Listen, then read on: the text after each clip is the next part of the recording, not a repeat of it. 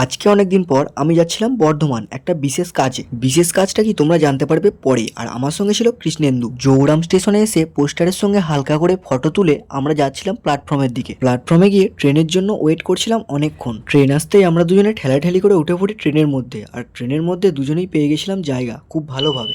বসে বসে ট্রেনের মধ্যে খুব বোর হচ্ছিলাম, তাই ওর কাছ দিয়ে চশমাটা নিয়ে রজনীকান্ত স্যারের একটু স্টাইলগুলো কপি করছিলাম। এই দেখো, তোমাদের সঙ্গে বকতে বকতে কখন আমি বর্ধমান চলে এসেছি বুঝতেই পারিনি। এই এত ভিড়ের মধ্যে আমি তো নেমে পড়েছিলাম ঠেলে ঠেলে, কিন্তু কৃষ্ণেন্দু নামতে গেলে একটা কাকু ওকে ধরে ফেলে।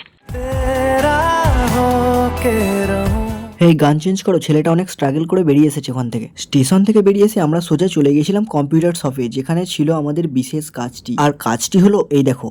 चीटिंग करता है तू। না না, চিটিং না, আমরা যে কাজের জন্য গিয়েছিলাম সেই কাজটাই হয়নি। কাজ না হওয়ার কারণে মনটা ছিল একটু খারাপ, তাই হালকা করে বিরিয়ানি খেয়ে মনটা ভালো করে নিলাম আর কি। এরপর স্টেশনে গিয়ে হালকা করে ছোলা খেয়ে আজকে মিনি ব্লগটা শেষ করলাম। টাটা। আর হ্যাঁ, ভিডিও ভালো লাগলে চ্যানেলটা সাবস্ক্রাইব আর এক বস্তা লাইক করে দিও।